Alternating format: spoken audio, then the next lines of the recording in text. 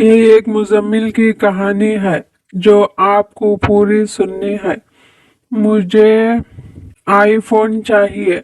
رات کو کھانے کے دوران مزمل بولا۔ اس کے والدین، دادا جان اور اس کے تینوں چھوٹے بہن بھائی بھی موجود تھے۔ بیٹا، آپ کو پچھلے سال ہی نیا موبائل فون دلایا تھا، اب یہ نئی فرمائش کیسی؟ پاپا ناگواری سے بولے۔ میرے تمام دوستوں کے پاس آئی فون ہے جو وہ روزانہ گاڑیوں میں اسکول آتے ہیں، ایک میں ہی غریب ہوں، مزمل نے بدتمیزی سے کہتے ہوئے زمین پر پیر پٹکا اور کھانے سے اٹھ گیا۔ آپ دیکھ رہے ہیں مزمل کتنا بدتمیز ہو گیا ہے۔ مزمل کے والد دادا جان سے کہنے لگے، کوئی بات نہیں، بچہ ہے، آہستہ آہستہ سمجھ آ جائے گی۔ دادا ابو نے آرام سے کہا تھا اور سب کھانا کھانے لگے۔ مزمل ایک خوبصورت سے گھر میں رہتا تھا۔ مزمل 8ویں جماعت کا طالب علم تھا۔ اچھی تعلیم دلانے کے لیے اس کے والد کو 2 کاروبار کرنی پڑتی تھی، مگر مزمل کو احساس بھی نہ تھا۔ ہر روز ایک نئی فرمائش کر کے والدین کے کان کھاتا تھا۔ اسکول میں جب کھانے کا وقفہ ہوا تو مزمل کے دوست تنگ کرنے لگے، دیکھو تو صحیح، ابھی تک یہ آئی فون نہیں لے سکا۔ ساتھیوں کے مسلسل چھیڑنے پر وہ منہ پھلا کر وہاں سے اٹھا، جس پر سعود نے اس کا ہاتھ تھاما تھا۔ پھر سعود نے مزمل کے کان میں کچھ کہا، جس پر اس کی آنکھیں چمک اٹھیں اور کہنے لگا، میں سمجھ گیا۔ مزمل نے اپنے جمع شدہ پیسے جیب میں رکھے اور اپنی امی سے رضوان کے ساتھ کھیلنے کا بہانہ بنا کر باہر نکل آیا۔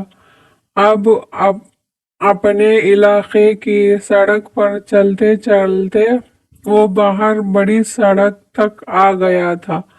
یہ سارا علاقہ اس کو نیا تھا۔ اس نے سوچا، ایسا کرتا ہوں، کسی بس میں بیٹھ جاتا ہوں، جب آخری اسٹاپ آئے گا تو وہاں اتر جاؤں گا۔ جب میں انہیں نہیں ملوں گا تو سب پریشان ہو جائیں گے اور ابو کو میری فرمائش پوری کرنی پڑے گی۔ یہ سوچ کر وہ مسکرایا اور غور و فکر کیے بغیر ایک بس میں سوار ہو کر آخری اسٹاپ تک پہنچ گیا۔ یہ مزمل ابھی تک نہیں آیا؟ دادا جان نے بہو سے پوچھا۔ آتا ہی ہوگا، وہ کھیلنے گیا تھا۔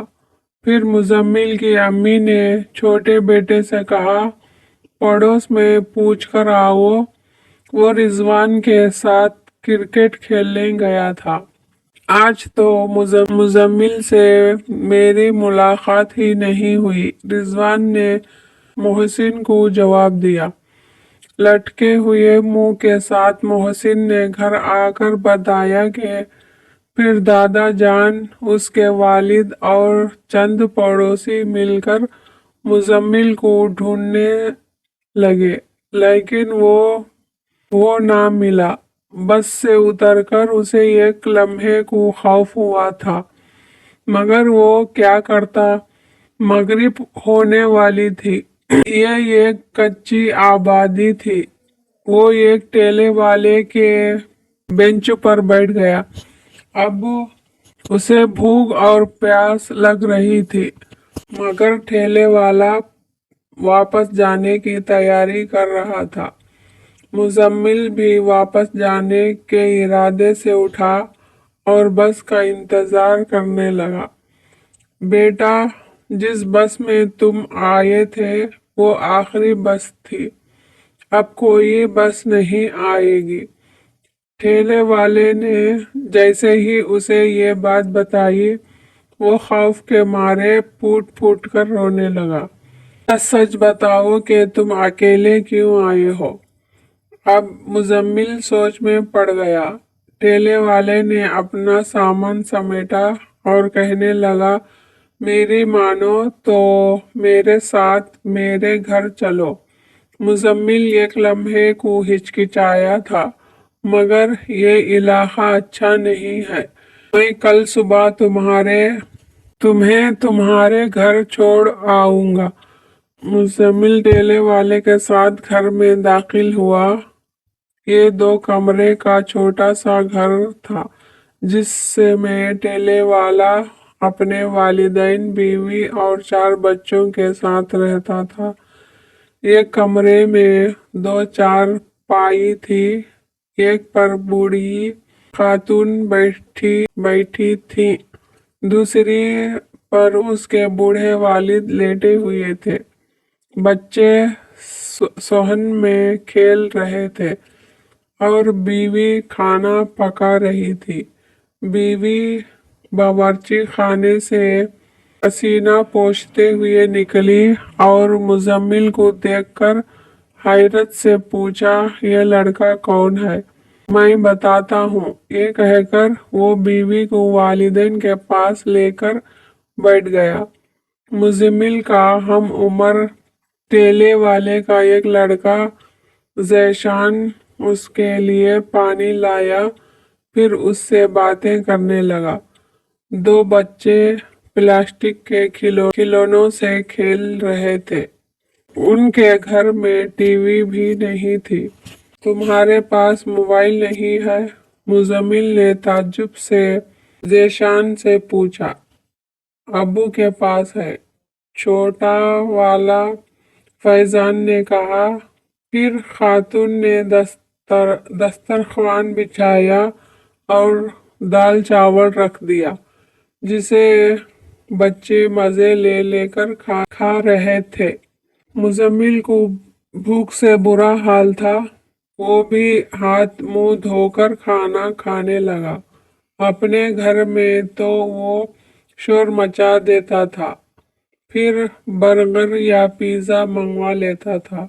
खाने के बाद बच्चे अपना स्कूल का सबक याद करने लगे और सब सरकारी स्कूल में जाते थे। मुजम्मिल को ठेले वाले अरशद के माँ बाप ने बुलाया था। मुजम्मिल ने सब कुछ सच सच बता दिया था। क्या तुम्हें अपने घर का मोबाइल नंबर याद है? अरशद ने पूछा था। मुजम्मिल ने अपने वालिद का मोबाइल नंबर बता दिया। 1.5 घंटे बाद मुजम्मिल के वालिद की गाड़ी अरशद के घर के सामने थी। मुजम्मिल खुशी से लपेटकर रोने लगा। मुजम्मिल के वालिद ने अरशद का शुक्रिया अदा किया और नगद रकम देने की कोशिश की, जो कि उसने नहीं ली। सब घर वाले मुजम्मिल को सही सलामत देखकर खुश हुए और अल्लाह का शुक्र अदा किया।